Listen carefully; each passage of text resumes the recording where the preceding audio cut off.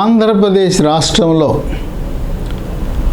Ration కార్డుల కొరకు దరఖాస్తు పెట్టుకోవడానికి ప్రభుత్వం అధికారికంగా ఆదేశాలు జారీ చేసింది. డిసెంబర్ 2 నుంచి డిసెంబర్ 28వ తారీఖు వరకు గ్రామ సచివాలయాల్లోనూ వార్డు సచివాలయాల్లోనూ రేషన్ కార్డుల కొరకు దరఖాస్తు చేసుకునే విధంగా ప్రభుత్వం వెసులుబాటు కల్పించింది. ఎంతో కాలంగా ఎదురు చూస్తున్న రేషన్ కార్డు లేని వారికి ఇదొక మంచి అవకాశం. ఈ అవకాశం పోయిందంటే మళ్ళీ రాదు.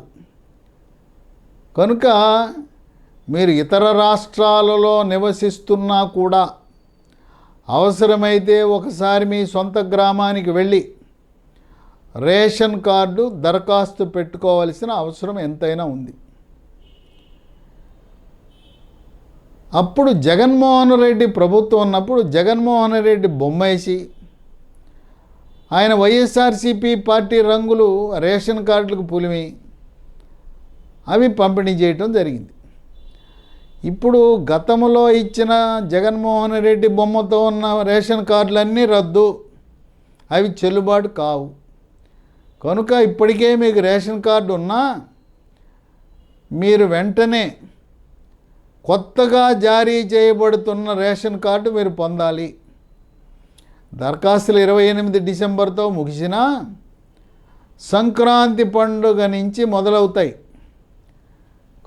కొత్త కార్డులు ముద్రించి జగన్మోహన్ రెడ్డి ఫోటోని రంగులు తొలగించి ప్రస్తుత ముఖ్యమంత్రి చంద్రబాబు నాయుడు ఆమోదం పొందిన నూతన రేషన్ కార్డులు మనకు వస్తాయి.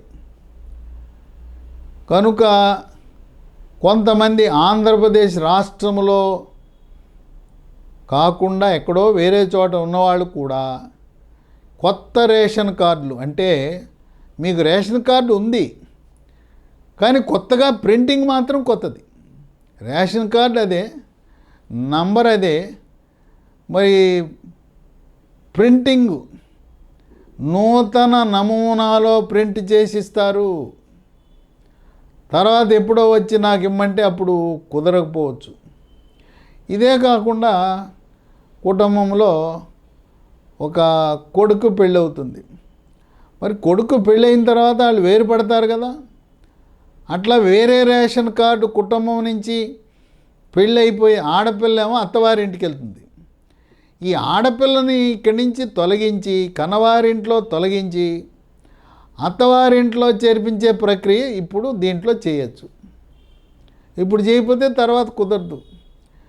తండ్రి కొడుకు ఒకే కార్డులో ఉండుంటారు, తండ్రి కొడుకు ఇద్దరు ఒకే కార్డులో ఉన్నారు కనుక ఒక ఇల్లు ఇస్తామంటారు, తండ్రికి ఒక ఇల్లు కొడుకు ఒక ఇల్లు ఇవ్వరు.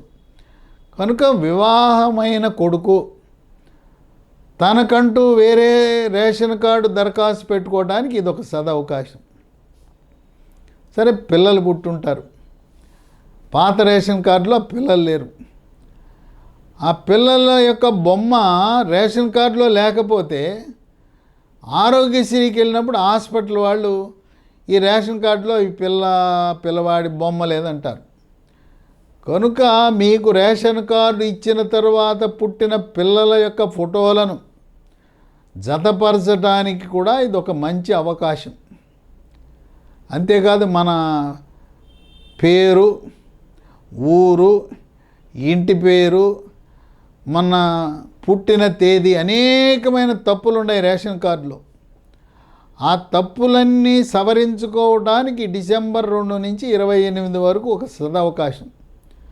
ఎందుకంటే ఈ సమయంలో మనం వెళ్ళి దరఖాస్తు పెట్టుకుంటే కంప్యూటర్లో మార్పులు చేస్తారు. ఇక 28 డిసెంబర్ తర్వాత తాళం వేసేస్తారు, కంప్యూటర్లకు తాళం పడిపోతుంది. ఇక తర్వాత ఎవరు కూడా మార్చడానికి వీలు పడదు. మా ఎమ్మెల్యే గారు చెప్తానో మంత్రి గారు చెప్తానో మారుస్తారని మీరు ఆశలు పెట్టుకోవద్దు. రేషన్ కార్డుకు సంబంధించిన ఏ లావాదేవీ అయినా ఈ 2 డిసెంబర్ నుంచి 28 మధ్యలో పూర్తి చేసుకోండి. ఎన్ని పనులున్నా ఇతర రాష్ట్రాలు ఉన్న ప్రత్యేకంగా దీనికోసం వచ్చి దరఖాస్తు పెట్టుకుని వెళ్ళవలసిన అవసరం ఉంది. ఈ విధంగా ఎంతో కాలంగా అర్హులై రేషన్ కార్డు లేని వారికి దాదాపు ఒక 2 లక్షల కుటుంబాలను గుర్తించి ఒక 2 లక్షల నుంచి 2.5 లక్షల కొత్త కార్డులు, అంటే ఇప్పటివరకు వాళ్ళకి కార్డే లేదు, అలాంటి వారికి మంజూరు చేయడానికి ప్రభుత్వం ఏర్పాట్లు చేస్తుంది. అట్లాగే జగన్మోహన్ రెడ్డి ప్రభుత్వంలో అధికారానికి దుర్వినియోగానికి పాల్పడటం వల్ల 3 లక్షల కార్డు దొంగ కార్డులు, దొంగ రేషన్ కార్డులు సృష్టించారు. ఆ దొంగ రేషన్ కార్డులను గుర్తించి వాటిని రద్దు చేస్తారు. దాదాపు రద్దయ్యే కార్డులు నూతనంగా కార్డు లేని వారికి ఇచ్చే కార్డులు సమానమవుతాయి. ఆ విధంగా చంద్రబాబు నాయుడు అర్హులైన వారందరికీ రేషన్ కార్డు ఇవ్వండి, తప్పులు సవరించండి అని రాష్ట్రంలో ఉండే అన్ని వార్డు సచివాలయాలు, గ్రామ సచివాలయాలకి ఆదేశాలు ఇచ్చారు. కనుక ఈ 2 నుంచి 28 వరకు మీకు వస్తున్న సదవకాశాన్ని సద్వినియోగం చేసుకుని ఈ రేషన్ కార్డు పండగ అనుకోండి. ఈ రేషన్ కార్డు పండుగ లాంటి వాతావరణంలో గ్రామాల్లో, పట్టణాల్లో మీ రేషన్ కార్డు సరైన విధంగా ఉండేలా తగు ఏర్పాట్లు చేసుకోండి. చాలామందికి రేషన్ కార్డులు అనేక తప్పులు ఉన్నాయి.